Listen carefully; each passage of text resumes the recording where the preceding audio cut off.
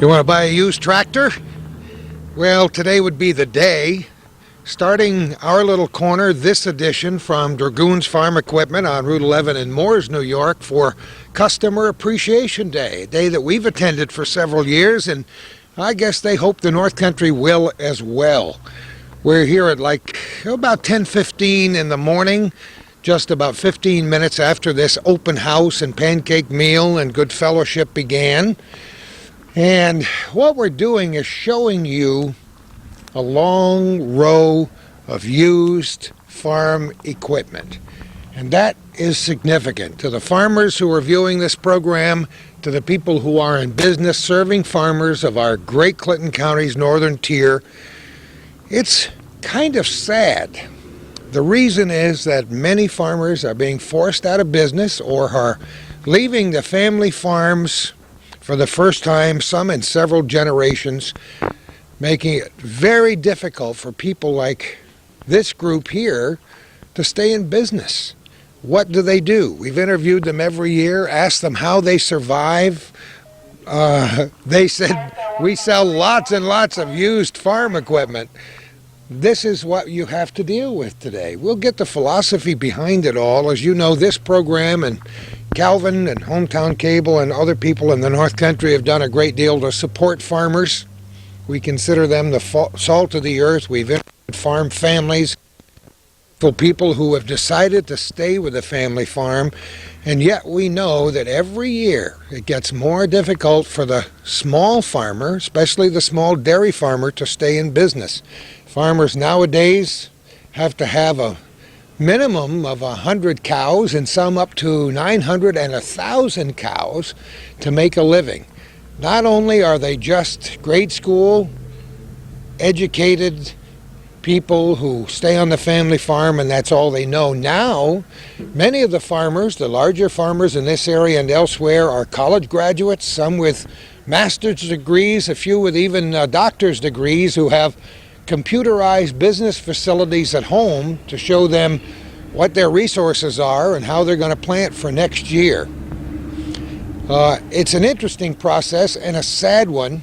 Calvin and I have both been connected with farms in our lifetime, he for far longer than I, but I still have a tremendous affinity for the farmer and what he does, because I think the ethic of family farming is one of the things that has held our country together for such a long time. And that's one of the reasons we come here every year during the open house, the Customer Appreciation Day, and every year the people who run this business up in Moores appreciate the farmer even more. It requires them to get up even before the crow gets up in the morning to try to find out how they can serve best, and primarily how they can stay in business from year to year. Calvin and I parked our cars a few minutes ago and walked through the showroom. You're looking at some very nice used equipment in the back, but wait till you see inside. Calvin said you can tell people what's coming up next. I have no idea what that equipment is. I looked at this giant equipment with tires taller than I, about 30 feet long, and I said, what is it? And Calvin said, it's just a big lawnmower. We'll find out what it's for, and we'll find out how fast our forks can move as we enjoy the company and maybe a little bite to eat at noontime here in Moores. We got a hot microphone today, and we got some hot food, and we're going to talk to lots of our friends that stop by. And we kind of pushed Jeff Lauren right into a corner here. You see, there's not a very good way to escape, because between Calvin and me, we're 7 feet wide. So you'd have to be a good halfback to get by us. Jeff, how are you? Real good, thank you. I'm glad to talk to you today. You and I were talking about maple syrup. A few weeks ago, I went up to my friends, the Parkers, and just stood in there, and I love the smell of boiling sap, don't you? I know it's a family thing. Everybody does it. We all do it around here. Well, you did it for a while, and you got out of it, you said. Yeah, the ice storm in '98 stopped us, really stopped us. I wonder if there'll ever be a program here in Moores or any other program that we do where we don't mention the ice storm at least once.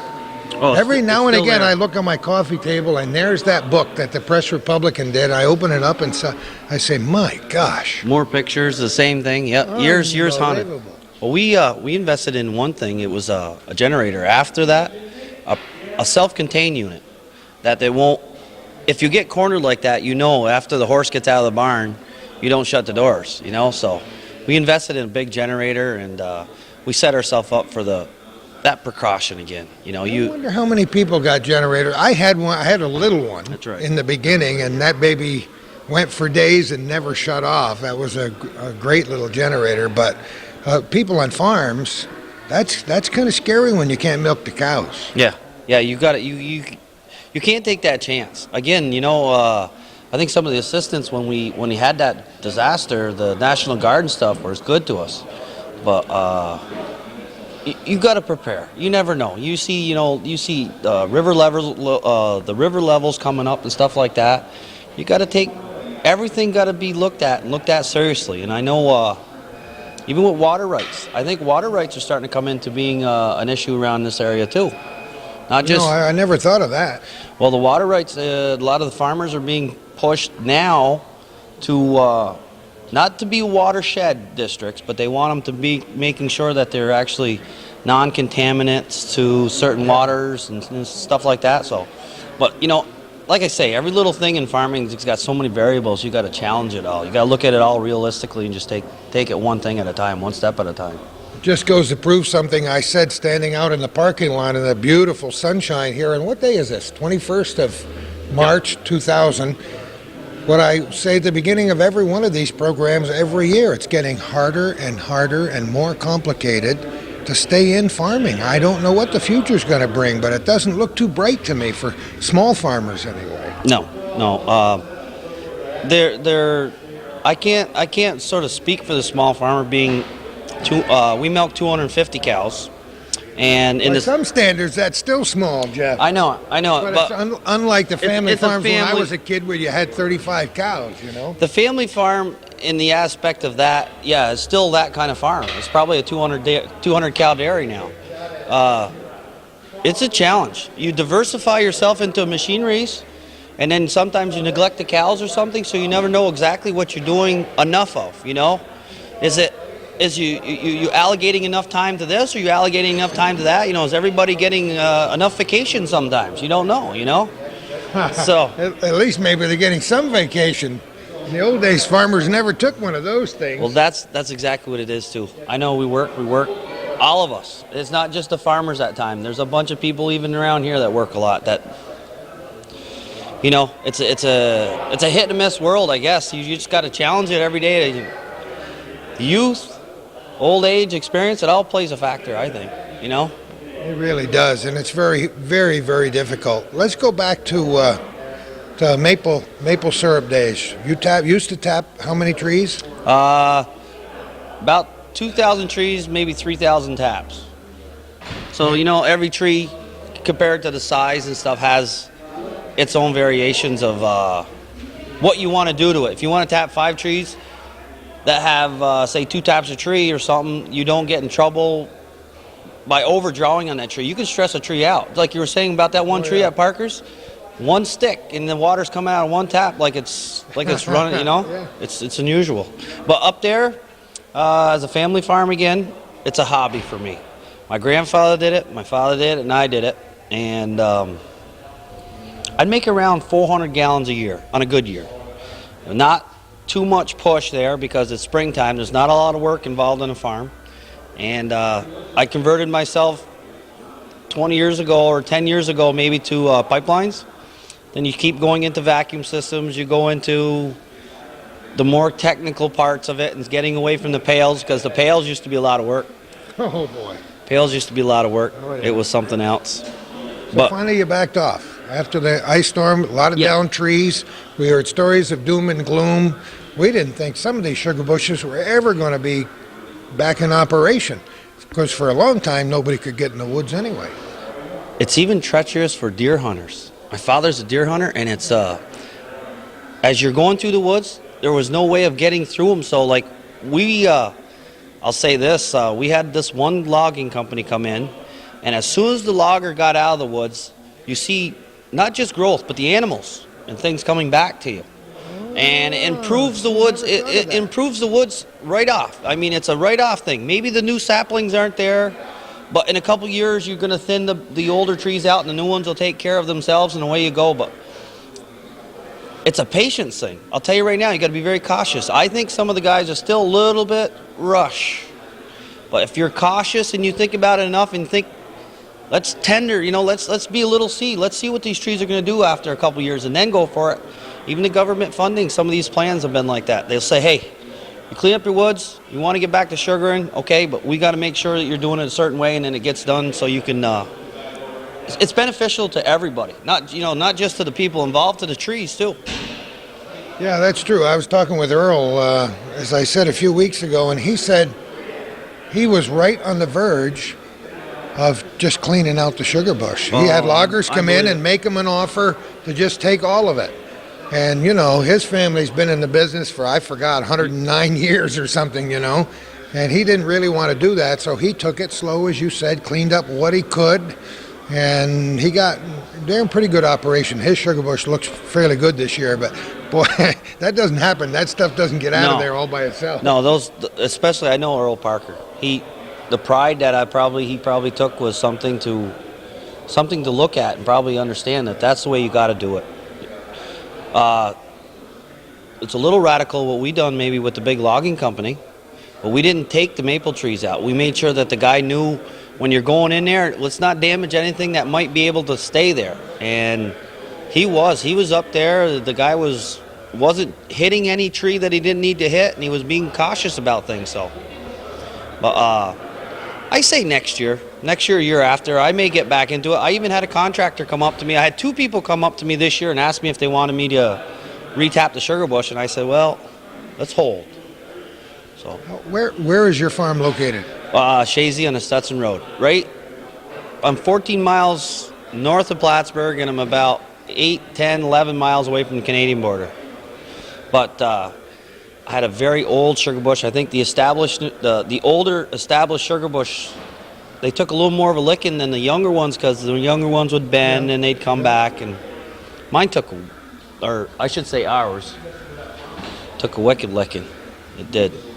So, you've got to go about it, like I say, cleaning it up, going about taking all the right measures, and then reevaluating it, and then trying it again in a couple years.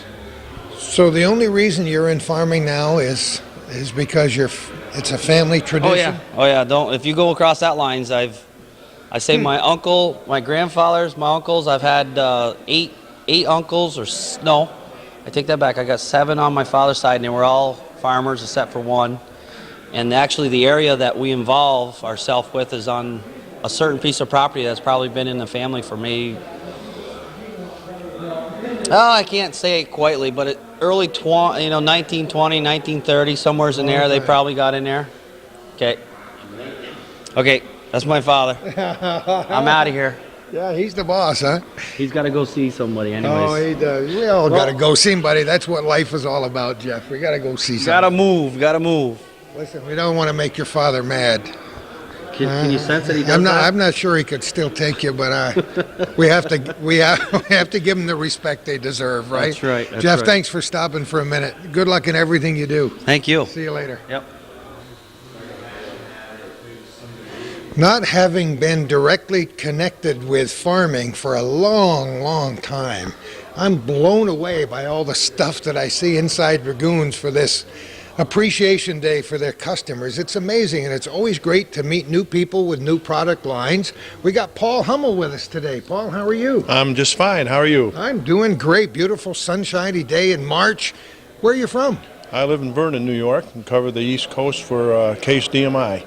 That's great. Now, you told me when you came here today that this is kind of a new thing for this company up here, right? Right. Dragoons decided a couple months ago that they wanted to be involved in the tillage aspects that DMI offers, and as such have sent Wayne to school, and always got to go back to school for something. back to right? school, absolutely, and learn about compaction and what can be done to help the farmer improve his yields. And basically that's what our DMI yield till system is all about.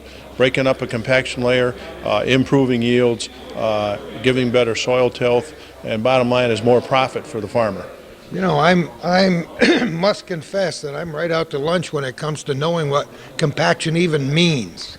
Okay, over the years, people have been using bottom plows, disc harrows, big tractors, big combines, manure spreaders. What that does, it compacts the soil, puts a hard pan down there, and if you've driven down the road and seen ponding in the fields or wet spots, that's because it has no place to go, and it's a big hard pan down there.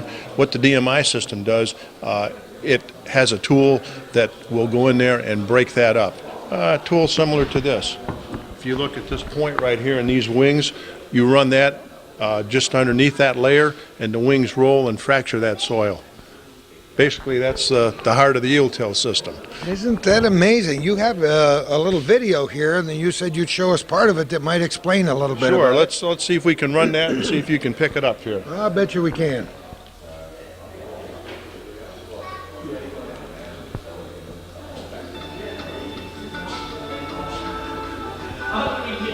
The Cow-Till 2500 is the first primary tillage tool to focus on solving the compaction and erosion problem for the no-till farmer, allowing him to use yield-till technology to increase yields and profits while reducing input costs. The 2500 also fulfills needs of conventional and mulch-till farmers by choosing more aggressive shanks. The 2500 is available. It's kind of amazing. It amazes me all the new stuff that comes out every year. Well, every year something's new, and we continue to improve, increase yields, help the farmer make more money in the bottom line. It helps all of us. Keeps the food costs down, keeps a good economy going for us. How do you first make contact with a place like this up here? Have you ever been up here before? Yes. I started way back when with International Harvester, and I came up for a pancake day when I was a trainee. There you go. That's about 33 years ago. They always get us back, don't they, Paul? Yep, they sure do. 33 years What goes ago? around comes around. But I was a trainee for a pancake day, just like they're having today. Isn't that Yep. great? I imagine you go to a few of those pancake days. We They're do, a good place and, to meet people. Absolutely, and we enjoy that, and it's good for the customers to come in and see what's new, and every year we try to do that. Farming is a wonderful industry, but it's in trouble in so many areas, and we talk about it all the time. What can we do to help the small farmer in a place like Moore's? And it's tough. I think one way is what the Dragoons have done here, taking on the DMI tillage, because we can improve the yields. We can help the farmer get more out of his acreage and improve his bottom line profit. So that's definitely a step in the right direction for this particular area. Yeah, efficiency and whatever else it takes. Equipment is expensive for farmers, and there's always that decision. You know, what are we going to do this year? We're going to buy a new piece of equipment, or we're going to fix the barn roof, or Absolutely, and if you can buy a piece of equipment like this that'll give you 10 or 15 bushels of corn or beans more per acre, that's going to help the bottom line. It's going to pay for the machine rather quickly and be a benefit for the farmer and help his bottom line. So maybe a little education is to be gained by the farmers stopping by at a place like this on a day like today, not only to meet their friends and commiserate and see what's happening back at the farm, but look at new ideas and equipment and then make decisions, right? Especially with the new products here that Dragoons have taken on with the DMI product line. Great. Absolutely. Paul, thanks for talking with us. Come back again another 31 years for a pancake breakfast. Thank you very much. Enjoyed it. We'll save some syrup for you. Thank you very much. When I stood next to this guy, I was trying to think the first time I ever interviewed him on the radio. I think we were both about 17. Long time ago, eh, Joe Giroux? Been a long time, yep. When we first started in with the Farm Bureau stuff about, farm policy, it goes back a long time ago. Gordy was one of the biggest supporters we had at the time. Yep. You know, I've always supported farmers in this area, and unfortunately, Joe, Calvin and I started today out in the back with all the used farm equipment. And that lineup of used farm equipment gets bigger and bigger every year. Yep. And you and I kind of get sad every time we see that another family farm goes out of business, Yep. don't we? Huh? Yep, and I think this spring we're going to see more of them as summer goes on with low milk prices, and I don't mean to spell gloom and doom, but I mean it looks like it's going to be a really tough spring and summer coming up. I don't know what the situation is right now with milk prices. I watch the national news and read the paper, but I don't talk to to farmers very often anymore until we come up here once a year. What is the situation? Well, the situation is that you read the paper a few months ago that we were going to hit 1978 prices, and we're very close to that right now. And I don't know of any other industry that could take a 30% cut in pay and survive. So that's a tough break. You have to be well established to take those kind of cuts. So some farmers, again, like I say, the smaller farmer, those who can't maximize their efficiencies, it's not their fault. I mean, some of us just have 50 cows, and that's how we make our living. And we don't want to milk 1,000. But it's going to be a tough road again, and we'll lose some more farms. You see, he's still a spokesman for the industry after all these years. Well, you spent a lot of time talking about farmers and about farming, and lobbying for farmers' rights, and making that voice of yours as loud as we could get it on the little radio station and the newspapers, serving on the Clinton County legislature so you can have something to do with the actual business of Clinton County. It's been a pretty good life for you when you look back on it, I bet you. Yeah, I've enjoyed Not this. that you're getting ready to cash out or anything, Joe, but it has been a good life for you. Yeah, no, I've enjoyed this. The farming aspect and being a legislator is a different aspect. You get to use some of your skills, if you have any, in a different way.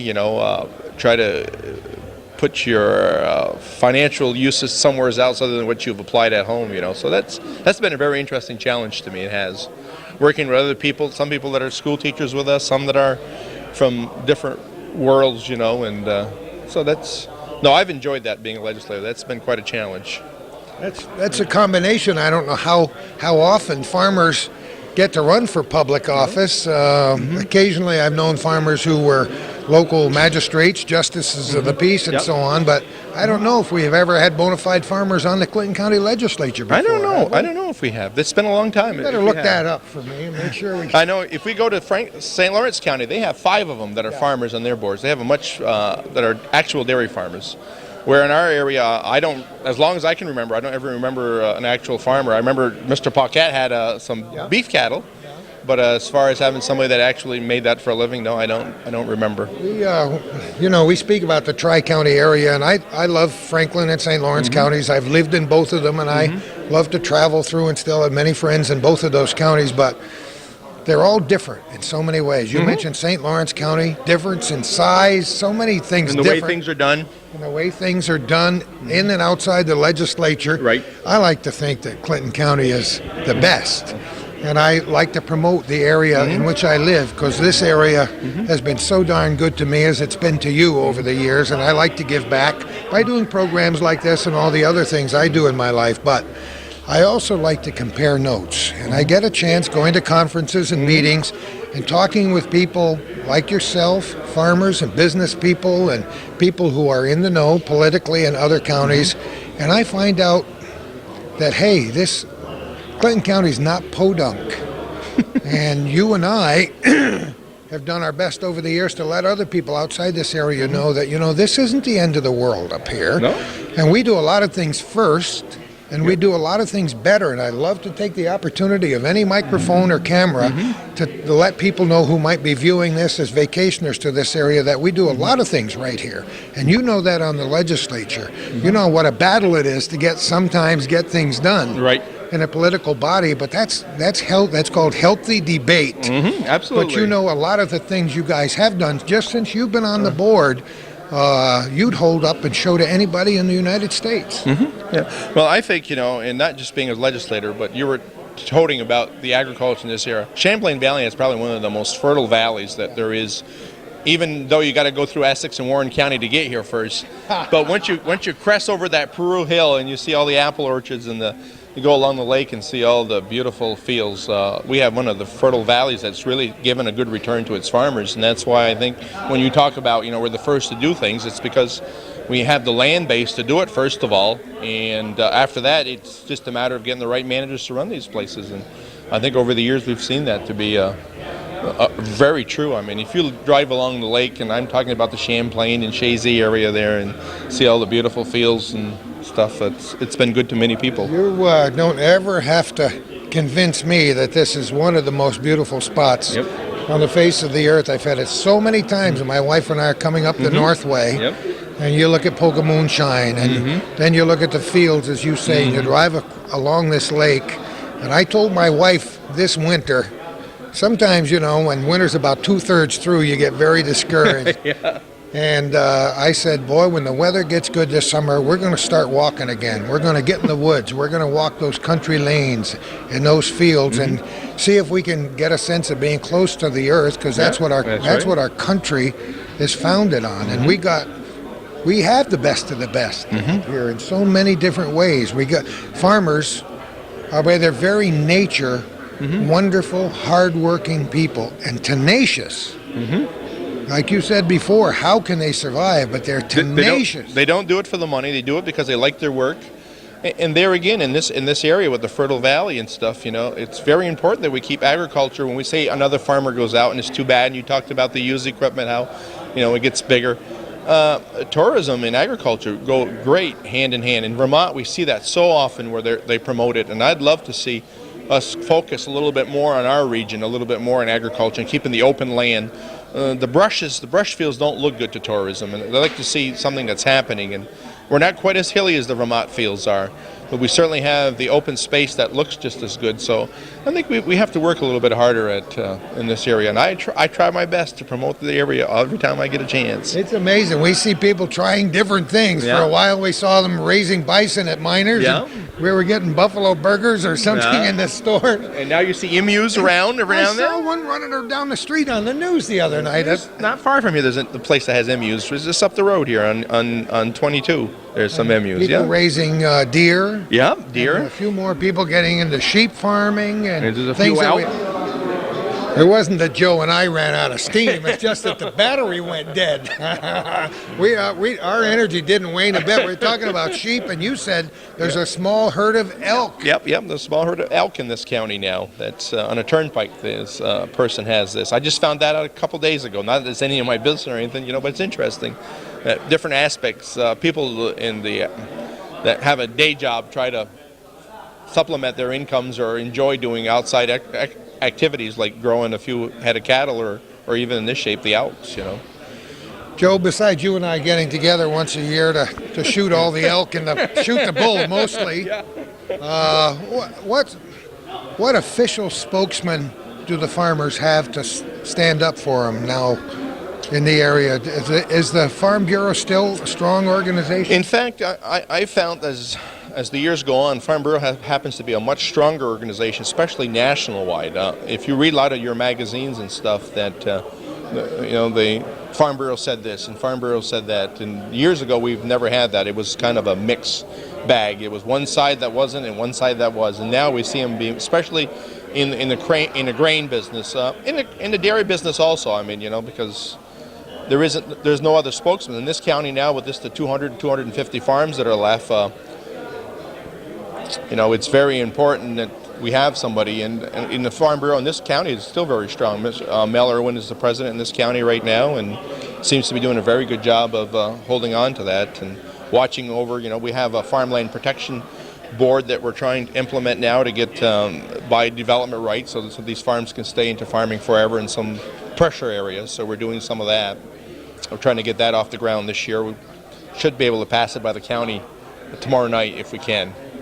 So those are some of the, that's really the largest. And cooperative extension is still a big part of this county also. Beth Spot does a good job. Unfortunately, like everything else, their resources keep getting cut and back. And I tell Beth that someday she's going to have a card table by the road, and that's all that's going to be left. And it's really sad because you and I can remember 35 years ago when they were just 30 years ago, there was 3 agents here. There was one for finances, one for crops, and one for dairy. Now there's just Beth, and she does mostly crops, and she has to bring in outside consultants to do other works. But other than that, she's a one-man show. One lady show, I should say. And she does a very good job at that, you know. She's a good spokesperson for the industry. Yep. Joseph, as always, it's great to talk to you. Did you have your pancakes yet? Not yet. Well, we'll get there. If you hear a swishing noise next to your head, it's my fork going by, so don't lean my way. Okay. Have a great day, Joseph. You too, Gordon. I don't know if the camera angle's big enough to take in all this monstrous equipment we have inside here at Dragoons today. Before I talk to Wayne, I just want to mention to our audience that we in no way mean to promote one product line over another. while we're here at a place like Dragoon's. What we're trying to do is let people know who the farmers are, what the status of farming is today, get an idea what kinds of equipment are available for farming. Wayne, it blows my mind when I see the size of this equipment. I drove up and I saw that Quadra-Track thing out back and I said, my gosh, what are we coming to? It's amazing. Yeah, definitely the size of the equipment has been each year just getting a little bit bigger, and that's a very large unit outside. It's a quad track. And what's the purpose of a thing like that? Well, it's for less compaction on the ground. Oh. So what a big thing today with farming and the fields is the compaction on the soil. I learned that word today. I suppose. Yeah. But and that is to help be less compaction on the ground, which in turn gives you better yields. But it's just starting to come into our area. It's big out west. It's big in other parts of the United States. But well, as we've said 1,000 times today, and as we say every year when we come up to see you, farmers better learn what's available, even though they may not buy a big expensive new piece of equipment. They better know that is another resource. Oh, definitely. That's the thing. There's a lot of different products out there, and there's a lot of stuff that is changing year to year. And with the price of milk right now, and keeps going down, they gotta look at any opportunity to help be more profitable on the farm, and the technology and some of this equipment is helping that. You've been involved in this business for a long time. You might say you were brought up in it, right? Brought up in it, not as long as you, but I was brought up in it pretty much when I, after school, started working here, and just as soon as I got out of school full time. So, yes. You make a lot of good friends over the years. That's why you guys have had this open house every year. It's kind of an appreciation for people who've been served by your products and your services down through the years. And it's nice. It's kind of a nice community thing to get your friends together and have a little lunch or breakfast or supper and just talk over old times, huh? Definitely. Yeah, that's the reason we put this day on is it's what it's called, Customer Appreciation Day, where we appreciate all the farmers that we have customers, and the lawn and garden customers, and the local people here in Moores. It's a good day to everybody get together and enjoy. How many Dragoon family members are actually associated with this place? Well, there's you and your brother and your father. Yeah, there's three of us, and my sister Jennifer. Hopefully in a month or so she'll be working full time. She's part time right now. So there's four. Then Ryan he's pretty much full time right now. So there's five. He works in the office. He has to think for a minute. You gotta yeah. think. Yeah, I hope you leave somebody out so they can really harass you when you're done. I hope I don't. No. I better not forget my mother. She's that's true too. Part-time cleaner, which she's put in a lot of time helping to get the windows clean and all the building clean. And I think it's a good thing to point out that there's still a lot of great family businesses around in the North Country. We talk about the family farm, right? And this is a family business, and there are a lot of other family businesses. This business has been around for quite a while. I forget now the history. You tell me every year, but I forget. Yeah, 1953 when my grandfather, he started in, and my father purchased it from him, I think 1965, somewhere around there, and here we're up in the year 2000, still going. One of the representatives we talked to earlier, I said, have you ever been here before? He said, let me see. I came to this pancake thing up here in this area, what did he say, 31 years ago, and now he's back. So, I say once people visit Moores, they got to come back. They can't stay away. Definitely. You got to enjoy our nice weather we have up here. Who'd want to be in Florida and all that sun where you can have this kind of weather? Don't ever ask that question at this time of year. What? I'm sure somebody will tell me, but Joe Giroux's taking a break behind you. They're sitting on that big piece of equipment. that looks like it came out of the subways of New York or from somewhere in outer space. What the heck is that thing? It's a self-propelled disc mine. What that machine does, it cuts the hay down. And Ask Calvin what it was, and he says it's a big mowing machine. yeah, that's what it does. And Wow. that cuts a width of 15 foot 3 inches at a time. And you mow between 7 and 10 miles an hour. So you can cover a lot of acres in a short period of time. I think the windshield wiper's taller than my wife's compact car that I'm driving today. Right. It's amazing. I look at the little kids, because a lot of the farmers bring their children up here to walk around with them, Right. And the little kids love that big equipment. don't definitely. They definitely love that. They can find a way to get inside Yeah. there and sit at that steering wheel. When you're high up in the air and you're looking down, like on that machine there, because the way the weather is, and you have a certain time period in order to get hay crops in. When you do get the opportunity, like in this case, this machine will cut an awful lot of hay down in a short period of time, which is why the companies come out with this particular type of model. How big is that barrier with Canada and the lake with Vermont? Do you have still customers from across both of those borders that come down here? Well, right now, unfortunately, we only have a few that come from the Canadian side of the border, because with the exchange rate the way it is, we've lost 90 to 95% of the customers from across the border. We kind of forget as laymen just how many businesses are affected by that. It's incredible, isn't it? Definitely. We used to have 10 good-sized farms that would do a lot of business with us, and down to 1, 2, and we used to sell, like on this open house day, you used to sell 10, 15 barrels of oil across the border. You won't sell any today. That's getting back to the other question about Vermont. See, there's a Case International dealer over in St. Albans, and we don't try and conflict with territory. And, we go to Alberg, and we won't turn a sale down or turn a job down, but we try and get along where we each keep our own territory. Every now and again, though, we'll see some green plates out in the parking lot, so they might come over for the pancakes and to see what their friends on this side of the lake are doing. Sure, definitely. We get there's quite a few that come from Vermont to this day. That's great. Wayne, thanks a lot again for inviting us. Oh, yeah, I'm not done yet. Oh. I want to, thank you, Gordy, and thank you, Calvin, for coming. The time that you've put into this hometown cable is unbelievable, and just the people in the North Country, I don't think even myself we appreciate it enough, and I just hope that everybody that's watching this, just to realize the time that you're involved in this, and hopefully you can get some more sponsoring out of this.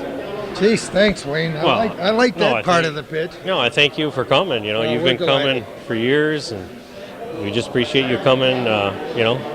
To help. We're delighted. We talked with another representative from the Syracuse area who didn't. When we said we're hometown cable, he had that glazed look in his eye, because in most places in the country the public access channels aren't utilized this way.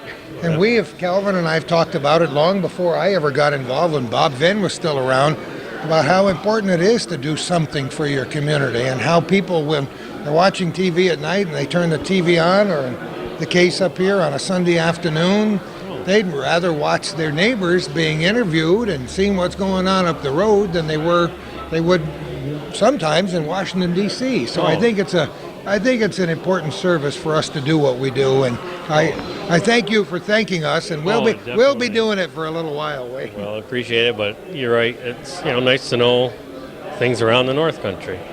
And also, before you shut the camera off, I just like to thank all the employees at Dragoon's Farm Equipment. There was quite a lot of preparation to get ready for this open house. This year we cleaned all the main shop, and that took a lot of time. And also, I'd like to thank all the various volunteers. As you're going through with your camera, you're going to see a lot of people helping out here that don't normally work here, and it's volunteer help, and we really appreciate that. That's what's nice about the North Country and a small community where we're fortunate to get a lot of various volunteer to help us out, and we couldn't do it without them. So Well, we talk a lot about volunteers, and that volunteer spirit has always been alive and well. The North Country couldn't ever survive all the things it has to go through with the change of seasons and everything else without volunteers. We got a volunteer fire department right across the street. You can't say enough about them either. Definitely, you talk about volunteers, just like our ice storm of '98. If it wasn't for all the volunteers in each community, it would have been a lot harder to get by. They're great. We love to salute them every chance we get. Again, thanks for having us, Wayne. Thank you. I couldn't wait to get back out in the sunshine. Very incredible day on March 21st, 2000. With me, I have Murray Cohn from the Case Company. How are you, Murray? Very good today. Oh, not a bad day. Fabulous out here, yes. This is what makes all that snow and ice and all the other stuff we had to put up with worthwhile when spring comes in the great North Country. You bet. Yeah. Where are you from, Murray? From Australia originally. I love it. Yeah, I've been Love the accent. been living over here for about 14 years. What brought you here? My wife, she's That's what brings us most places. yes, it does. That's right. You met her in Australia? No, I met her over here in Boston, and went back to Australia, had our children over there, and came back over here about 14 years ago. That's amazing. How many do you have? Two boys, How old? 16 and 14. What, have they been back to Australia? Oh, just once. We've just been back once. Oh, gosh, doesn't it? Don't you get homesick? I have a lot of family that comes over and visits me. So, Oh, you do? Yeah.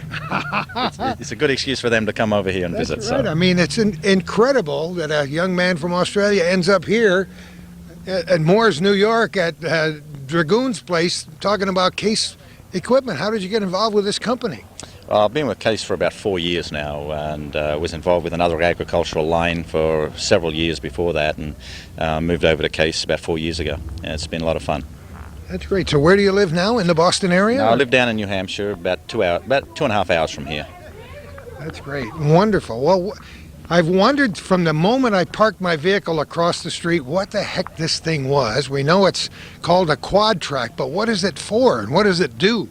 Well, the quad track was a design that Case brought out a couple of years ago, basically to help customers who had more of a compaction problem in ground, which is a serious issue in farming all over the country. Compaction will certainly cut back on production out of the ground, whether it be corn, beans, or whatever it happened to be. So the quad track idea was generated basically coming from the old bulldozer idea that you can get on the ground quicker in the wet ground. And instead of using metal tracks, we're using a rubber compound track that has been specially designed. And several of the ag manufacturers are bringing out various types of tracked implements. We're the only ones with a quad track design. It seems to work very well with our traditional four-wheel drive articulated units. Oh, see, I used that word, Calvin. I said it was articulated. And then when I watched it going back and forth as we walked out, I said, this thing is truly amazing. What happens to the rubber tracks in the wintertime? Well, the tracks themselves they still work fine in all conditions. We're finding that it can get on the ground a couple of days earlier in the wet conditions before a rubber-tired tractor can get on there because of its low pounds per square inch pressure onto the ground. And also its wheel slip is a lot less too, so you're getting a better use of the tractive power of the machine. But we're finding a number of big dairies in New York are using these units in the wintertime to pull the big manure spreaders, big liquid manure tanks around now, and they're finding that they can maneuver these very big and heavy tanks, which tend to push a rubber-tired tractor a little bit, like a tail wagging the dog. And they feel with the size and the traction that these machines have got, they're handling that product a lot safer to get it out into the fields. This is farming on a scale like I've never seen before, and a lot of the smaller farmers here have never seen, but everybody is amazed when they come out here and take a look at that piece of equipment. It's technology these days is almost growing faster than we can comprehend it, isn't it? Yeah, the farming industry is still moving ahead. Definitely things are getting bigger and bigger, farms are getting bigger and bigger, and manufacturers like ourselves and our competitors have to develop product to to attract the customers to them, and obviously the bigger the equipment helps the bigger farmer potentially be more profitable in his investment. Do you get to go to many events like this here today? It's kind of fun for us because we're almost natives of this area. Calvin's been around here all his life and me for a long time, and we love to meet the farmers and talk to local businessmen and have a little bite to eat. Yeah, And, it's kind of fun. Yeah, the open house program has been around for quite a while. I believe back in the early years of International Harvest, they generated and started the pancake days. From what I'm told by my compatriots who've been around a little longer than I have, and it's been something that's been carried over by the dealers to pass on to the customers. Thank them for their business and advertise what they've got for the coming spring. We do a number of them. Not every dealer does it. This is probably the 7th or 8th one we've done this year, and I've got about 4 more to do. Oh, you do? Yeah. Does your family travel with you, or do you? No, just myself. Oh, boy. Yeah. But you stay in touch? Yeah, we do. Oh, yes, we do. I'm only away from home a couple of nights a week, so it's pretty good. That's not bad at all. I was thinking as I heard that wonderful accent that you have, just great, how not all of a sudden, but over the last few years, Australia is becoming a tremendous attraction for tourists. And I hear quite a few of my friends and neighbors who are planning vacations in Australia.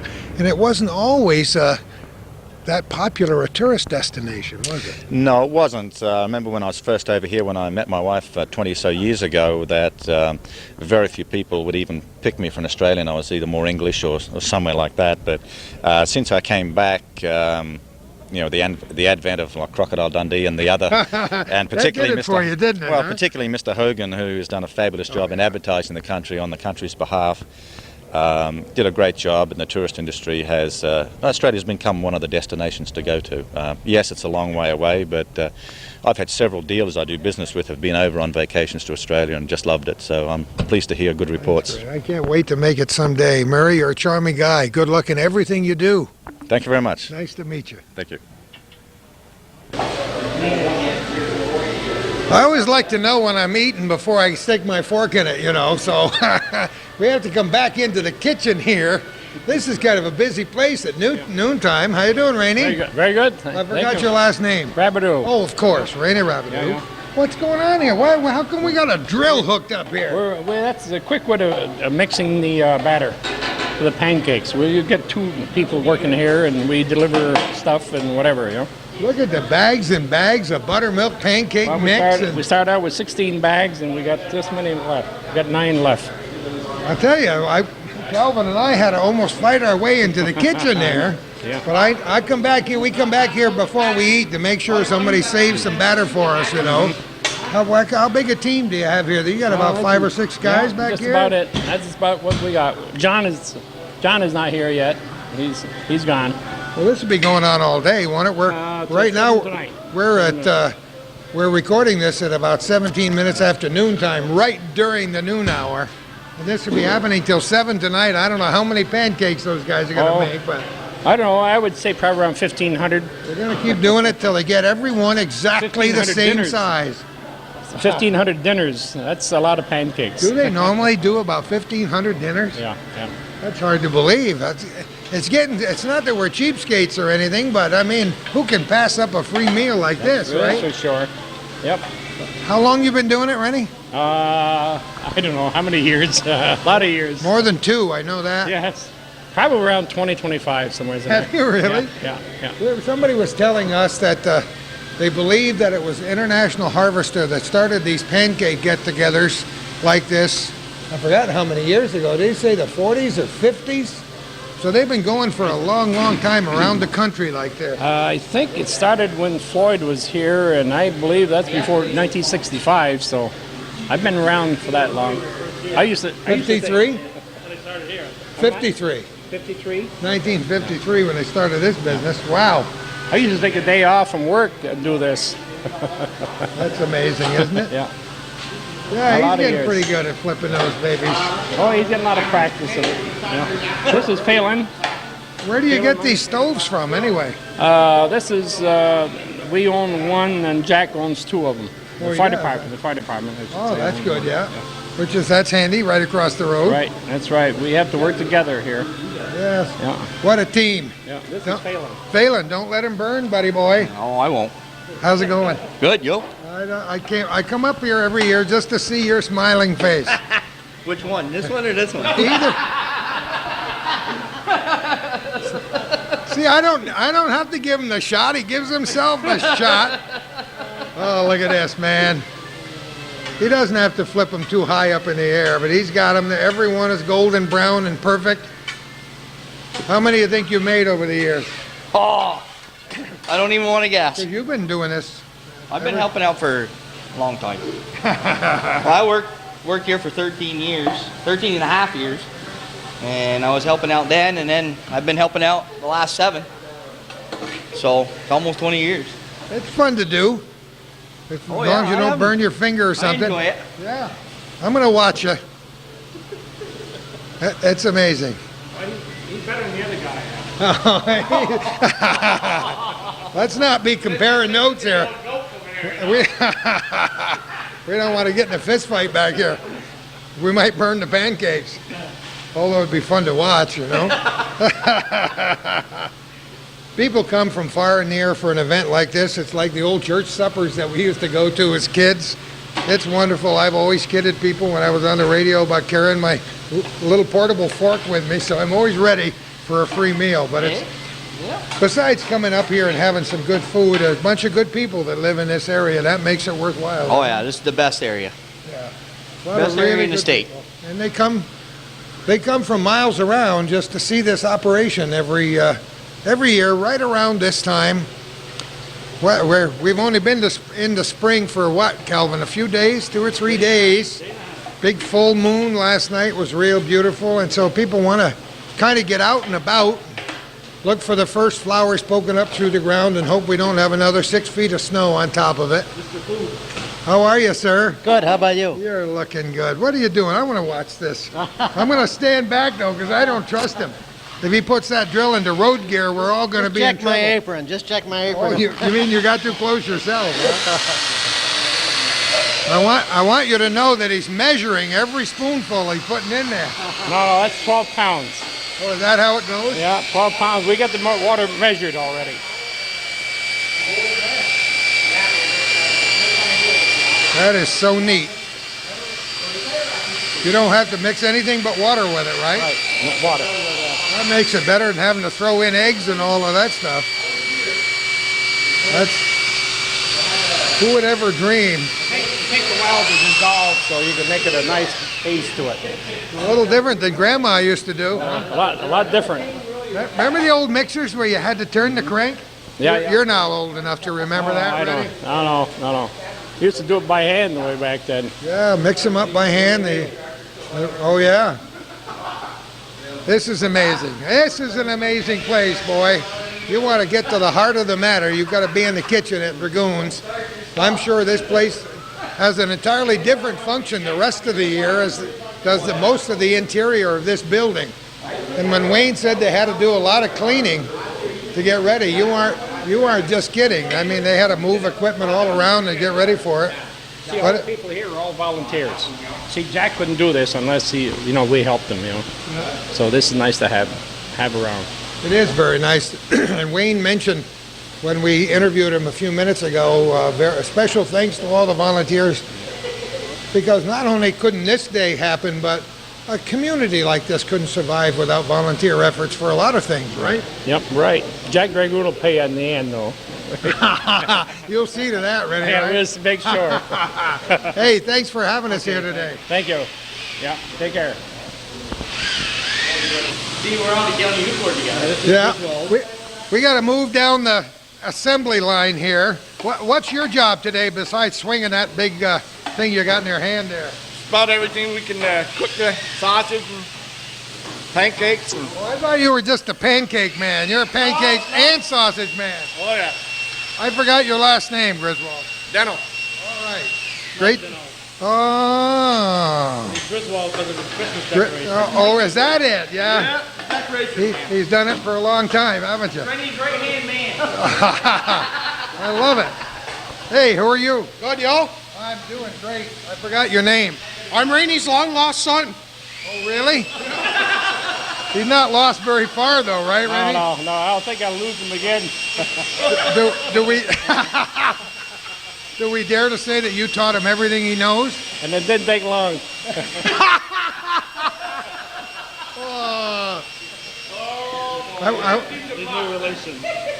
I want our viewers to know that we don't write this all down, folks. It's just whatever comes out of our mouth. Maybe they guessed that ahead of time. I don't know. Let me sneak around the corner here.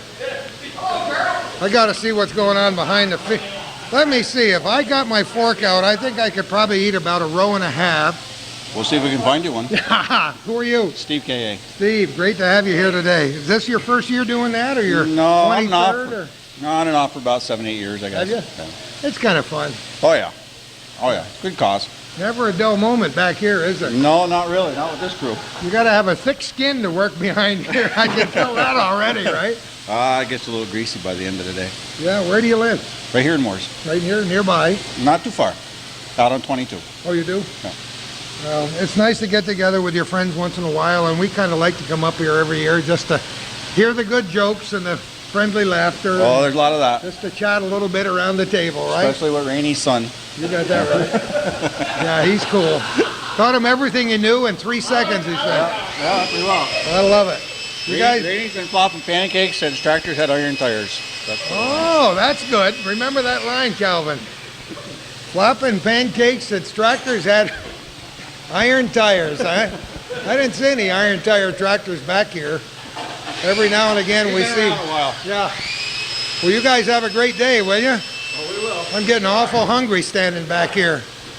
We may have to. We may have to. We may have to lie and tell people our batteries are going dead so we can stop and have a bite to eat pretty soon. We'll catch you guys later. Last time I talked to Steve Flanagan, we gave the whole history of Upper Ruger Street and Lower Ruger Street and everything else. Last time I interviewed you, we were at the Clinton County Fair, weren't we? That's right. That's where we were. Little historical booth set up there. Yep. You don't do that every year, do you? Every year. Every year at fair time. Yep. All that stuff stays in your barn in between, or what? No, we leave it right there. Oh, you leave it right there and close the door? Close the door until the next following fair. Yeah. The fair is going to be held this time, I think, in August, a little later this year, which will make it a lot better. That would be amazing. Maybe I'll be back in town. I always manage to miss it by being up camping at Coles Creek on the St. Lawrence River every year. But Well, this year, maybe I hope we'll you be are. You come back up and see us all. Maybe this year it won't rain all week during fair week. Last year we had a nice one. I hope not. I hope this will be a nice dry summer. So that's great. Yeah. For those people who are from the Northern Tier who have no idea what we're talking about here, Steve Flanagan has got that big says Flanagan right on the barn, so you know that's been around there. How long has that farm been there? Oh, it goes back 1879. We go back on the abstract. I don't know. Really? It goes back farther than that. Yeah. Was it the Flanagan farm? No. Flanagan's moved there in 1890, and I'm the third generation to be there. Yeah. It's a nice spot. I love that Ruger Street area. A lot of good people in that neighborhood. It's developing a lot though now. It's amazing, isn't it? I guess it is. And I can almost remember when Ruger Street was a dirt road. I said that to somebody a couple weeks ago, and they looked at me funny. 1939. 1939? Yeah. It was a dirt road. The pavement ended way down where the old Champlain Valley Hospital used to be. That's where the pavement ended. And then finally it began to progress, and finally they paved it up, and we got paved, I think it was around 1948 or 49 when we had pavement up there. It seemed to me like in the 40s sometime, I can remember parts of Ruger Street being a dirt road. Very much so. We had the Army maneuvers back in that 1939, and all the tanks were going down Ruger Street. I can still see them going down through there yet, and the dust was flying, and my poor mother, God bless her soul, she had to get out and wash all the windows after they went by, so I always remember that. We've been interviewing a good friend of ours in Bailey Avenue by the name of Ron Venn, showing us old photographs of Morrisonville and the old iron bridge that used to be in Morrisonville, and You look in the main street, and there the tanks are coming. Oh, yes, yeah. People today who live around here have no idea that we had thousands and thousands of military people and all kinds of tents and military equipment and tanks going through people's front yards. And Then we had, I always remember, General Hugh Drum was his name there. He was one of the head ones there that had the maneuvers at that time. In fact, that big Army base was named after him up in Watertown. So, yeah. well, there you go. How did you get? I asked you this before, but I forgot. It's what happens when you get old. You tend to forget. No. But how did you get interested in the old antiques and stuff that you show at the fair every year? Well, I don't know. I guess a lot of credit goes to a friend of mine. His name is William Gwinnett. We always call him Bill. Billy Gwinnett. Billy Gwinnett. And he kind of got me interested in getting my father's old milk wagon and restoring it. Oh, So yeah. that's what it started it all, What right a great there. piece of equipment. Yeah. Oh, So I lay the blame on Billy Gwinnett for that. for getting started. I don't see very many of my friends in that neck of the woods anymore. I used to live in a trailer park in the end of Adirondack Lane. Yes. Used to Baker's Road. Baker's Yeah. Lane down through Yeah, there. used to hang around that end of town a lot in the old days, and still have many friends that I think about often, and it's good to go back and see them every now and again.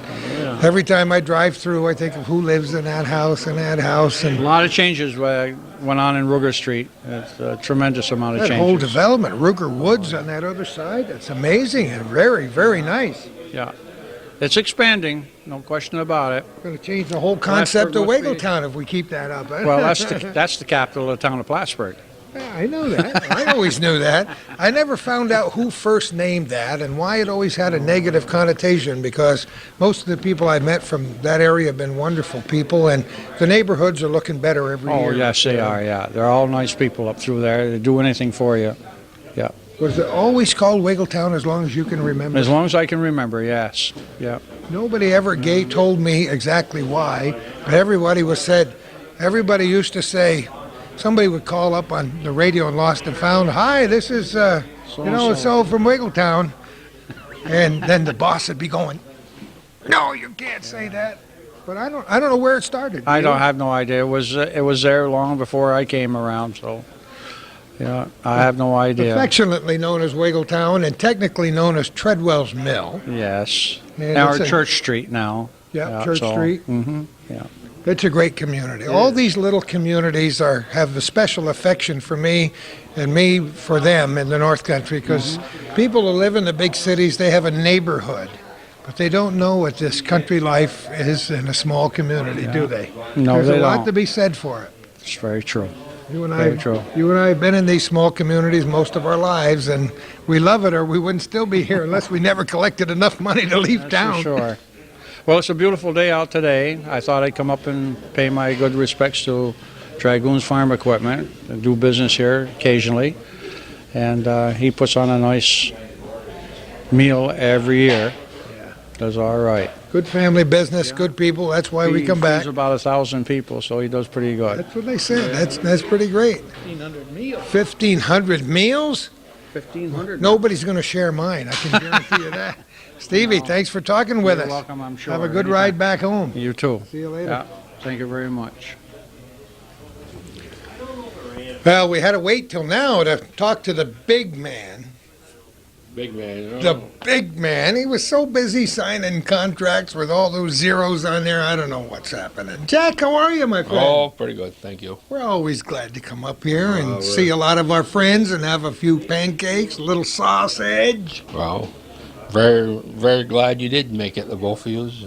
We look forward to you every year as well. You look forward to us. It's great to come up here. We're looking on the wall at some of the. I didn't realize you had those old newspaper articles. Well, I saw one that says grand opening. I thought I saw 1953. That's correct. Could that be possible? That could be possible. Jack was only 7? Oh, I wish I was.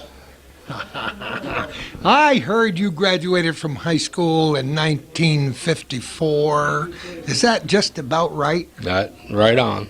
Because I interviewed somebody today who graduated from high school with you, and she said you were a pretty good kid in school. Oh, yeah. Must be one of my sister-in-laws. Never acted up, never did anything Oh, wrong. that's it. That's it.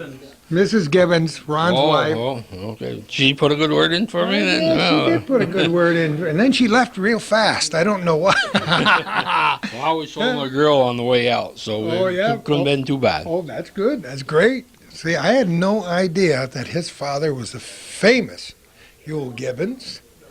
And till Calvin said that, I said, "You gotta be kidding me. We got famous people besides Jack Dragoon that live up here? Come on." Oh, yeah, there's lots more famous people than 1954. How many did you have in your graduating class? 27. Oh, There was you doubled me. I had 11 in mine. 21 girls and 6 boys. She told me that, too. That was a tough life back in those days, wasn't it, Jack? Was I right or pretty close to it? Yes, she said all of that. Yeah. She said the girls ruled. I don't know what she meant by that anyway, but They were a lot smarter than we were. schools were a little bit different back in those days, weren't they? I know mine was. Yes, right. And we had respect for the teachers, and this Well, is we had what- respect for our teachers, I'll tell you that. That's right. You either mind or you got right behind the ears, or A little different from today, where they don't really allow corporal punishment in the schools anymore. well, But we were country boys, and we probably deserved a little cuff once in a while, right? that's right. I'm speaking for myself here, Jack. I have no idea. You were probably an angel. Well, to a certain extent. So you've been here for a long time. This is a great business. We were talking to Wayne, and he was trying to add up on his fingers how many family members you have working full and part-time around here, and it's really nice to have a family operation like this. Oh yes, it's very much appreciated too. And of course, we have some members that are free help, so Well, you know, we got to add that in that too, but the volunteers, as Oh. Wayne said before, you could never do. I mean, this takes a lot of preparation to get ready for a day like this. And when we walked in, you said, "Don't talk to me. Those guys did all the work." But it takes a lot to get ready for something like this. Well, the help did it all this year. Didn't do too much. I was traveling and this and that around, but anyway, we have volunteer cooks, one serving, and the ones that helps, and the employees. That's the backbone. I think it's an event that everybody seems to look forward to because, in spite of the fact that times are tough for a lot of farmers, they come in here and relax and let their hair down and smile and tell jokes and slap each other in the back. And it's a lot to be said about friendship and people in a farming community like this. And you call it Customer Appreciation Day because these have been your friends for a long, long time. That's right, and some's been coming. I think ever since we've had it, and we're looking forward to having them come also. And they're traveling. Well, there's some 60, 65 miles to get here. That's So, great. And That means you either got good pancakes or something's going right for you, right, Jack? well, it's not the pancakes. It's the one that does. It's the one that does. It's the one that does the cooking. You think so, huh? And maybe it's the servers too. Yeah, that too. It's just a good time, a good atmosphere, and I always feel good when I come up here. I think, as I said to somebody in the parking lot, I think the air is a little better up here in Morris. Well, I gotta agree with you. It's been good for you for the years, right? Yep, we can't complain at all. I took over in '65, and Was it 65? that's when I We're took over. talking 35 years. All right, but I was also involved back in 1953 too. Yeah. So, but myself, of course, my wife and I took this over in '65. Now it's about time for the boys to take over. Oh, yeah? You're not ready to cash it in yet, Jackson. Come on. Well, getting up to the age, I just as well be like the rest. I go to the restaurant and I'm the only. They're all retired. They're all retired, and I'm retarded because I got to leave and go to work, and they're still there. You won't even ask for the senior citizen discount, right? Well, not unless they offer it. Yeah, I'm the same way because I forget about it. I mean, I'm like you are. I don't feel old, but it's good that you have the family, and it's good that they're willing to take over the bulk of the work. Well, if it wasn't for them, I would probably be out by We'll now. let you stay home and sign the checks one of these days. Well, they can sign too. Well, they can do that but too. they huh? always push it on to me in case a check would bounce. That way, there I'll be. You want to be responsible, I'll be right? responsible.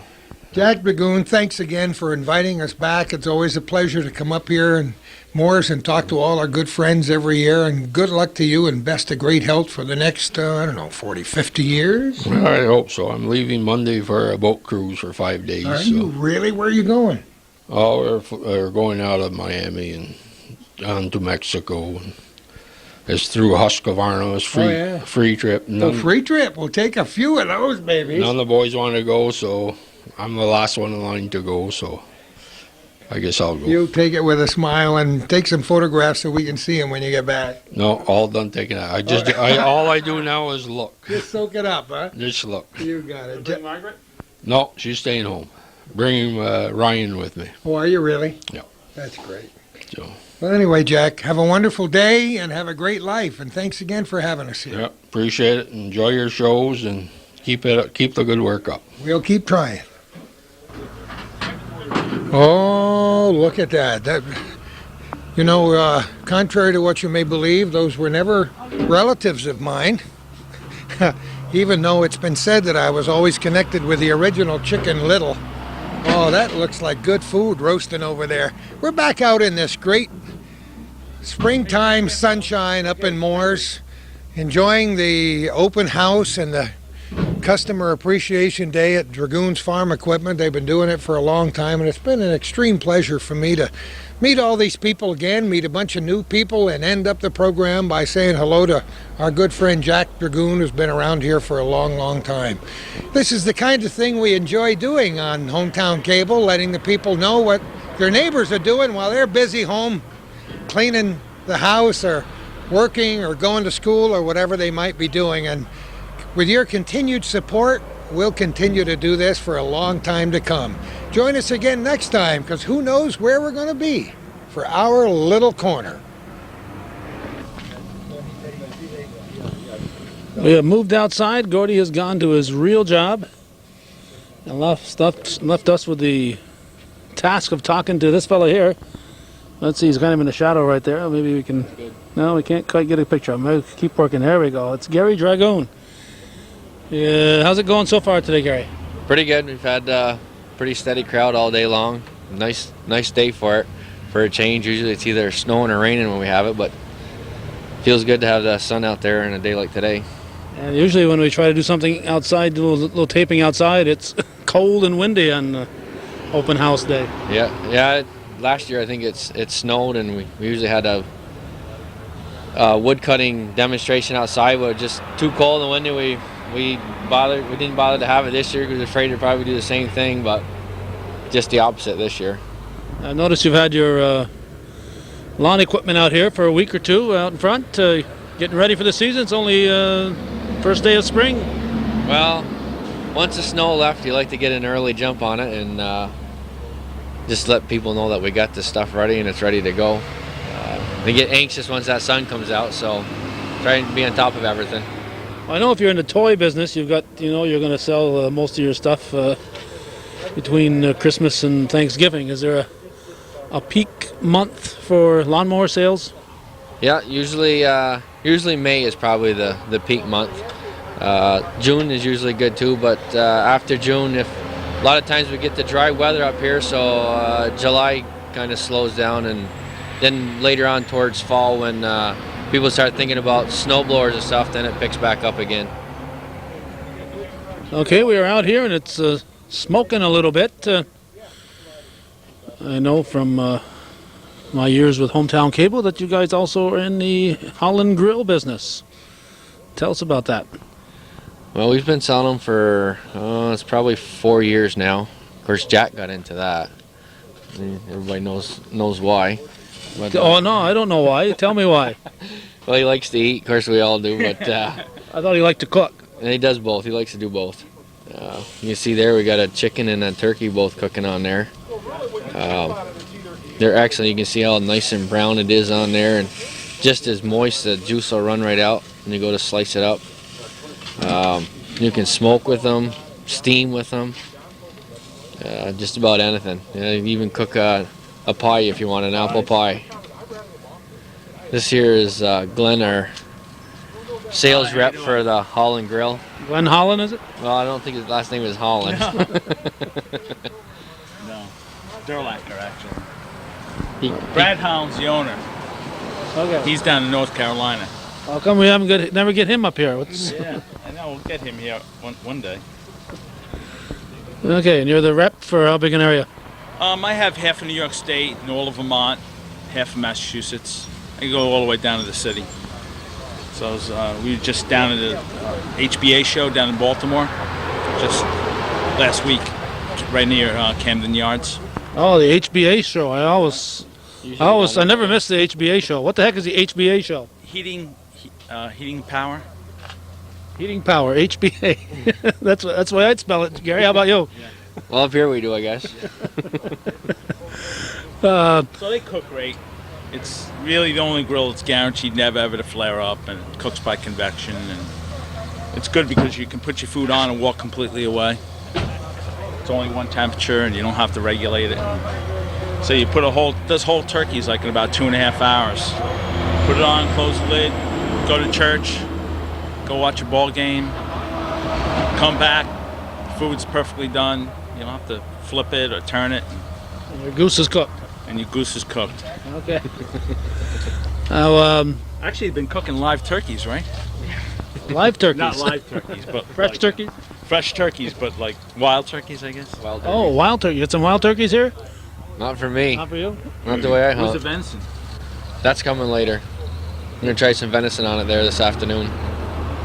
That usually does a pretty good job. Yeah, Rainy Rabbit will probably eat some of that too. You know. Yeah, he's pretty wild. Yeah, he was. I was back there taping, and he was eating some pork, eating some chicken. Didn't offer us any, but he was enjoying himself. Now, roughly how many dealers do you have in that area? We about 70. Does a dealer get a certain area where he's got rights there where people can't move in, or do you get them side by side? We try to space them out so everybody has kind of like a territory, or don't have like the same kind of dealer. But Jack's got quite a pretty good sized territory here.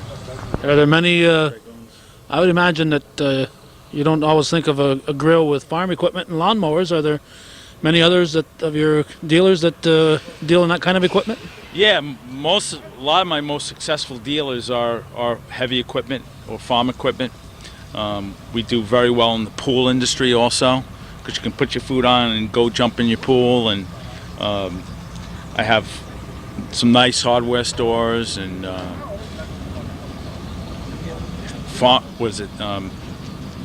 fireplace shops. Fireplace shops have them because it's good. They sell them year round and also sell them during the summer when the fireplaces aren't selling them. I suppose this is your best dealership here, though. Yeah, this is my best dealership. That's what I thought. Best one in Moore's. Yeah. Okay. You guys do really well. That's because they don't just they don't just sell it, they use it. Yeah, that's They're our best client. Is that how they put it? Now, usually you get a grill, and after a few years, you might need to replace it. Do these last a little longer than the average, Gary? Yeah, this is the burner. Burner's cast iron. It's guaranteed for the life of the grill, and the cooking surface is stainless steel. That's solid stainless steel, so that's guaranteed for the life of the grill also. So they really warranty the parts of the grill that people most generally have problems with. So most grills you're throwing away the thing in 2 years and trying to replace the burner in 18 months. This one, once you buy it, that's it. Be the last one you ever buy, really. Now, Gary, I know you use yours a lot. Do you usually use the water, the steam? Is that what you usually cook? When I cook the turkeys, I do. I fill that top, underneath this grid here, there's a pan, a drip pan, and you've got a valve on the side, and you just shut that valve off, and then you can fill that pan with water. And that just keeps the moisture right in there. When you cut that turkey out, the juice just runs right out of it. I know Sam bought one about, I think, a year or so ago, and he loves it. He's invited you over for Thanksgiving, I hope. No, No. he won't let anybody else go there. He just cooks and eats himself. When he comes up here a lot, I'll have to talk to him about that. Yeah, well, I just saw one of his men here that works for him over here. So I know Sam talks about his quite a bit, as you'd expect from somebody who eats a lot. I'm not Actually saying cooks better turkeys in a regular oven. People use it around Thanksgiving time. Right? It does. Oh, it does. Yep. Better than in your kitchen oven, but you don't get that nice smell going through the house, though, Gary. That's it. And like you see, you could throw a pie on there at the same time as you're cooking the turkey. And Yeah, but I like to smell the turkey cooking. That's part of the fun. well, you have to go outside. you go outside and smell it as you're cooking it. Outside and smell the turkey, yeah? Okay. Anything else we need to know about this Holland Grill? Well, you know that it steams clams, right? Steamed clams, You okay. close it and steam clams, turns into a steamer, steams and smokes. Well, it just won Best Buy and Consumer Digest in April, mainly for cooking performance. I'm gonna go check my April issue and see. It's really it cooks a better quality food than any grill in the market, and it's easy to use. All you do is turn it on. There's no high, medium, or low, or maybe. It's on full tilt. Foolproof, you're saying? Foolproof, basically. So anybody can cook. Anybody can cook on it, as long as they can read their watch. Okay, and how many different models are there? Well, they have 5 residential models. They start around $379. They go all the way up to around $1,000, all stainless steel. They all cook. They're all the same size. They all cook the same. It's mainly bells and whistles and warranties, basically. Some have fancier. It's like a car that has fancy radio. That one, that one just is all stainless steel. Basically, lasts forever. Okay, and looks like you can cook maple syrup in there too, Gary. I've never tried that. Okay, well maybe we'll try that. Sideburn, you probably could. There we go. We found a new use for the Holland Grill. We're gonna make maple syrup next year. Where's the trees around there? Yeah, they're coming back. They're coming. All right, we have come inside, and this is where Gary's expertise really takes off here. He doesn't eat that much, but he knows a lot about mowing lawns. Cub Cadet must be close to 40 years now, huh? Was it 61? 61 they started. Yeah, that's when the first mower came out. That's when they were with International Harvester. And of course the old Cub tractors, that's where they got the name, I assume? Yep, farm-all Cubs, and then when they came out with the lawnmower, they called them the Cub Cadet, like a junior model of the farm-all Cub, and they've stayed with the name ever since. Changed a lot of model numbers, but Cub Cadet has stayed the same. But originally were the first Cub Cadets red, like the farm-all? No, they were always yellow and white. The only time they went to red was in the early 80s. They had a promotion going on with international dealers that sold Cub Cadet, because you could be a Cub Cadet dealer and not have to sell International Harvester equipment. And what they did is anybody that bought a large farm tractor, they gave them a garden tractor as a promotion, and so they wanted the garden tractor to be the same color as their big tractor, and that's why they painted them red there for it was about 5 years that they did that. Then they went back to the original yellow and white colors. Does this guy do much work or just walk around? He does. We don't know what he does. Good thing he works for free, huh? Yeah, that's it. Cheap help. He was also eating part of the profit, I noticed over there when I had my lunch. Lawnmowers have come a long ways, Gary. You're a lot younger than me. You're about half my age, I'd expect. Wouldn't you guess about that? Half or a third. Well, I can remember when I was a kid having to push that little thing that spun around and tried to mow the lawn that way, and that wasn't much fun, and people didn't have very big lawns back then.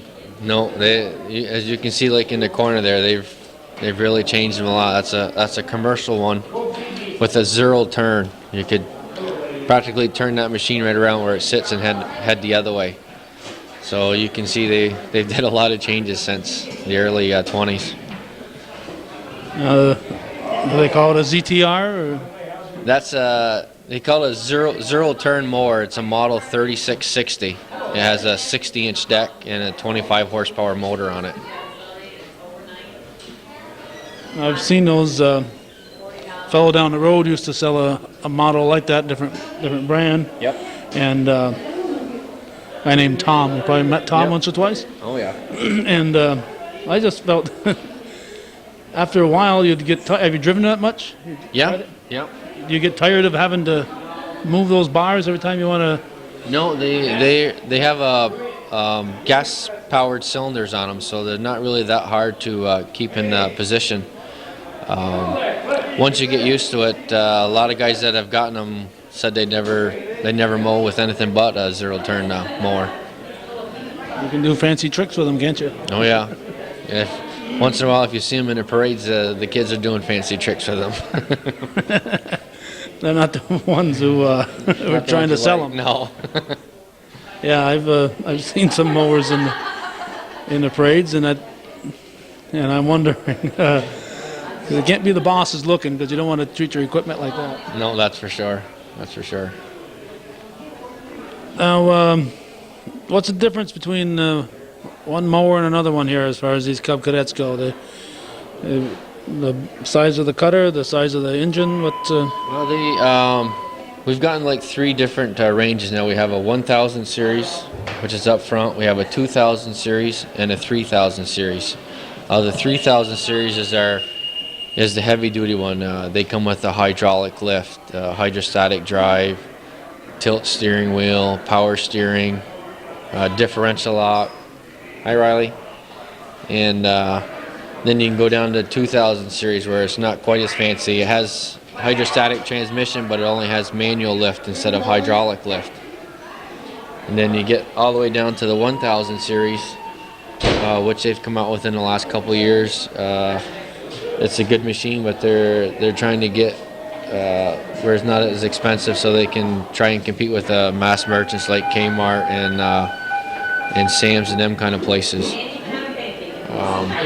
So they have something in the price range for the people looking for the bargain. Right, because they do surveys all the time, and within the last 5 years, the price range of that the homeowner is paying for a garden tractor went from $2,500. Now most of the tractors range is around the $1,500 price range. So of course, like everybody else, they want a piece of the market too, and that's why they came out with the barbs working.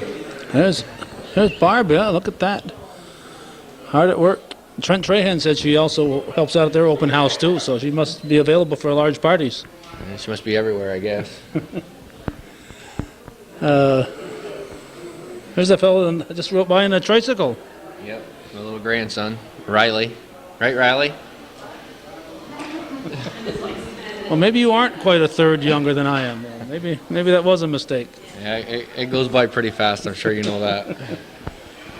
Okay, so just as you were about to say that the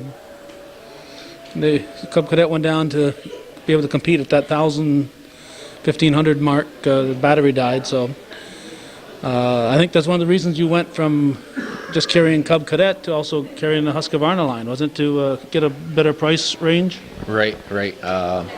They're good. The Husqvarna is a good quality tractor, but it is a less expensive one. Like I said before, the price market has really changed a lot over the last 5 years, and I needed something that I could compete with a lot of the other stores, and that is one of the reasons why we got the Husqvarna. But the biggest reason was the chainsaws and stuff, because of the dependability and that of their equipment. But the lawnmower part of it was a nice niche for us too. I bet when the ice storm hit, you were glad you had gone into the chainsaw business a little bit, huh? Yeah, we definitely sold a lot of chainsaws. It's not the way I'd like to sell them, but we did end up selling quite a few. Now, it's unusual, I would think, that people would be spending less for mowers than they were a few years ago. Any particular reason behind that trend, outside of people not wanting to spend as much money? That and the way they're talking now, like I say, they do a lot of surveys, these companies, and the way they're talking now is more people are having their lawn mowed by other people. Commercial guys, these landscapers going in and taking care of their lawns for them. and of course the mass merchants have had a lot to do with the price going down too, because it's pretty hard for us to try and compete price-wise with a Sam's or a Walmart.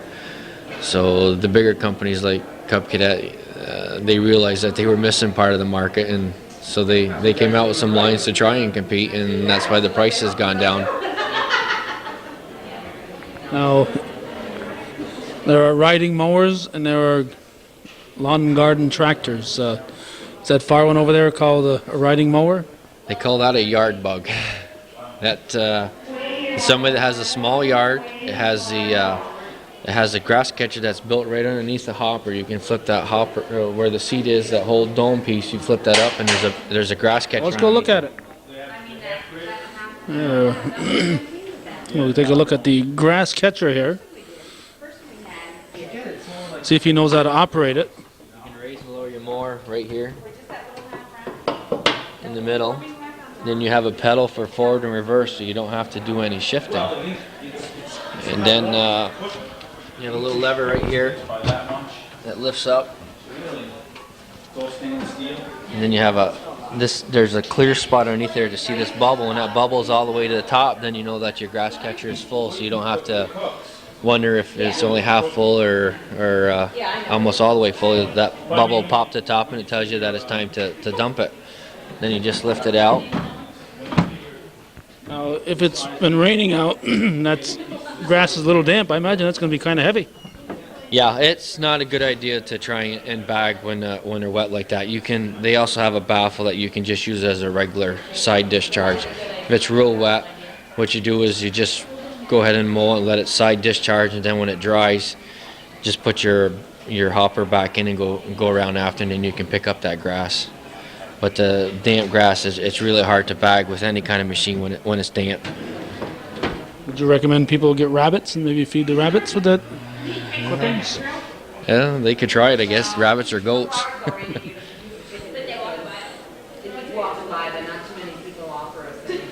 Have they changed much? I know the design has changed quite a bit. Has it been this kind of design for a couple of years now? Yeah, a lot of the major companies, like they usually go like on a 5-year term or program before they start doing any styling or changes like that. And I would imagine within the next year or so, like our 2000 series, they'll do a redesign on that. It's been about 5 years that we've had that designed. People like change, and that's why they change the styling of them. They try and keep them aerodynamic and the newer design. Get more miles per gallon that way? Yeah, aerodynamics, more miles. Yeah, that's what it is. Just like the Pontiacs. Okay. And I imagine if you're going to buy a new mower, you want it to look different than the guy who bought his 2 years ago, right? Yep. That's one of the reasons why they did this design here. And that's one of the reasons why they did the Z mower. That's the second one in over there with the cowling the way it is. They wanted something different that when people saw it, it caught their eye. And so they do a lot of thinking about how they want it to look. And like I say, if it catches a person's eye, that's a start. And that's why they come up with these designs. I imagine there are parts of the country where people have small lawns, small lots where there are hardly any, if any, riding mowers being sold. No, I'm sure the dealers there probably just sell a lot of push mowers and stuff. You take towards the cities and in the high density areas, they probably just sell all push mowers. Up here, we're pretty wide open. Usually everybody has a pretty good sized lawn, so we do pretty good with the tractors. What are these women sitting here for? Are they playing cards or something? They're doing a raffle and donations for the. Of course, it'd be best to go right over and talk with these girls. Those they girls? explain everything that they're doing. These are girls, high school girls, or? One of them might be a college girl. Oh, okay. But we'll go over here. That's not the one in the middle, I don't think. I'm not saying anything. Does that say girl raffle, or what does that say? Grill raffle. 7 for $5, $1 each. Moore's EMS. I'm not very good at spelling. What does EMS spell? Emergency Medical Service. Oh, Okay, and you girls, you ladies are here. I think you were here. You were here last year too, weren't you? No. Remember somebody had a raffle. Well, I mean, EMS was, right? No, the EMS wasn't. The auxiliary was. Auxiliary was. Oh, excuse me. How's business? Very good. Who we got here? Shannon Rabideau. Sheila Drown. Nicole Snyder. There's our mascot. And you got a mascot. He's going around. I saw him roaming around here. Yeah. He's doing our advertising. Now you have to turn around. Turn around. Okay. His sign is backwards. Grill raffle Moore's EMS. Okay. Where'd you get the grill? Right here at Jets. I was hoping you'd say that. All right. How come this guy's not in school? Nobody's dared to ask that question. Oh, I see. That's why he needs the balloons to hold him up. He's so ill that he'd be laying down without the balloons. Okay. I'll leave you, ladies be. I see you've got some fresh food in front of you. Yes, we do. Right off the grill. Hot off the grill. Be sure to buy some chances. Thank you. Well, wait a minute. We come back here. When's the date on this? Maybe The grill raffle is June 24th. June 20th. Is there still time? A lot of time to buy this. Ours is May 2nd. Oh, there's two raffles here? Two raffles. Two raffles. Oh, there's a grill and I see. I would have gone without. Spring Fling. Oh, this is the auxiliary. Okay, there's two different groups here. Yeah. Are you auxiliary or Just a helper. just a helper? Okay. Okay, and what are you getting rid of, Sheila? We're doing a spring fling. It's one night at the Econo Lodge, $40 gift certificate to Butcher Block, and 2 movie passes. So you can take your sweetheart out for an evening. My wife wouldn't like that if I did that. She would love it. Wouldn't you like to buy some? Yes, I will. I'll be right back. Thank you. All right. We appreciate your business. Okay. I'll probably take my wife if I win, not my sweetheart, okay? All right, we're going to leave the raffle. Now, do you guys get a percentage of the profits today, Gary? No, they deserve everything they get. They're a pretty hard-working bunch, and pretty fortunate to have a group like that in the town. They put an awful lot of hours in, and a lot of times they don't get the I don't know how you want to say it. Appreciation that they do deserve. They do put an awful lot of hours in. They still make the kind of mower I was talking about, huh? Yeah, the old reel mower. That's probably what you were talking about when you used as a kid. And we sell 3-4 of them a year. There's a lot of people in the city that buy them that just have a little yard that they don't want to fool with trying to start a gas motored lawnmower, and just buy the little reel one. $80. That's a special price. That's a special price. They usually sell for around $93. Probably when you were a kid, they were like $9.95. Just take that 7 off from there. They might have been. I don't know. You jest, but you're probably pretty correct. Certainly no more than $20. I'll guarantee you that. And these are self-propelled here? Yep, the ones on the second one in is self-propelled. This is just a regular push type with the high wheels. Somebody that has like a ditch and they need something that rolls real easy to go up and down. We have the high wheel ones available. Then we have a few of the other ones that are self-propelled and regular push type. Now, I imagine there's some people who have both, right? Oh yeah. The riding mowers and the they use a push mower for the trimming work and stuff, and they don't want to get close to a tree or something that branches hang out. They use the push mower and then do the rest with their garden tractor or lawn tractor.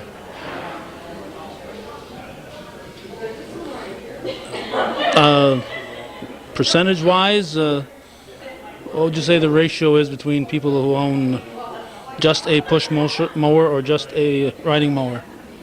A lot more riding mowers in this area? Yeah, I think so, because if you ride around, you normally see everybody has a pretty good sized yard.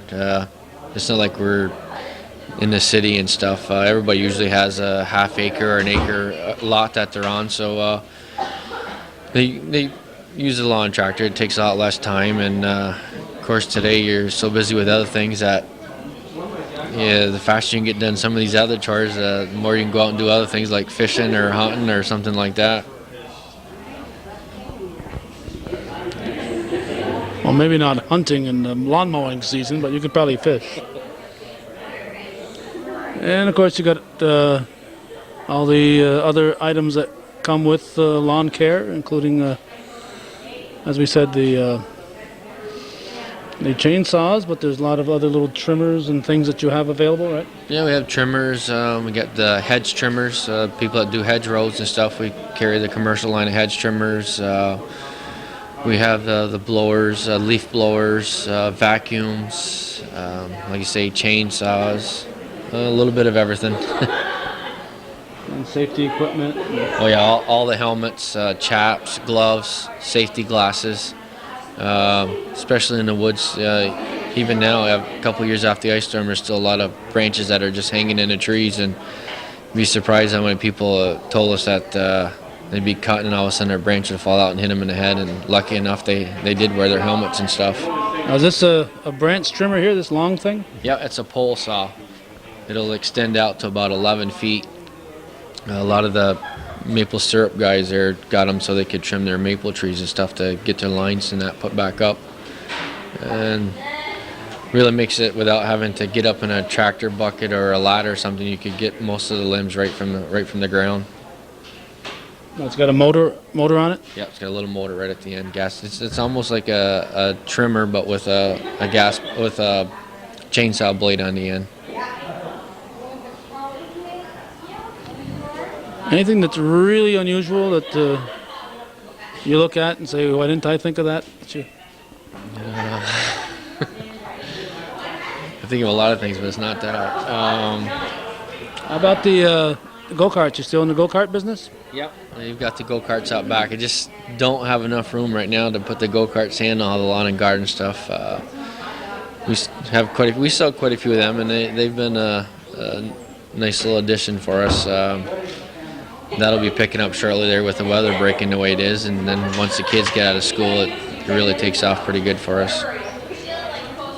Who's this guy sitting over there in that chair over there? Is he looking for a free meal or something? I think that looks like Ron. No, that's Gerald. That's the younger one. His day off. Gerald, look, he's watching Rainey go by with food, and his tongue is sticking out. You better hope Ronald's not watching us down in Florida. I won't put this on until Ron gets back from Florida. Here's what your ace salesman does all day here, Ron, while you're gone. He comes over to help. We appreciate it, that's for sure. That's Gerald Roberts, by the way, we're talking about. We got him up on his feet. We will have to shut this camera off because once he starts, we'll never get out of here. You sell shirts too, sweatshirts, hats? Yeah, sweatshirts. We sell the chaps. We sell the boots, the safety protective boots, like gloves, vests, sweaters. There we go. That's what Gerald has out front. He brought it over to display. Well, that's his out front there, that 61 model? Yeah. All right. Looks like it's you're not a 1961 model, Gerald. Before that. Quite a bit before that. Anything else, Gary, before we allow you to go back to business and actually make some money here? Just like to thank you for coming. Of course, like every year, we appreciate it. A lot of people look forward to seeing the tape on Hometown Cable. It's called. Hometown Cable. Yep. I also like to congratulate the Northeastern girls. They're on a great season they had this year. Come up just a bit short at the end, but did a good job for our school district and maybe put us on the map for our girls basketball.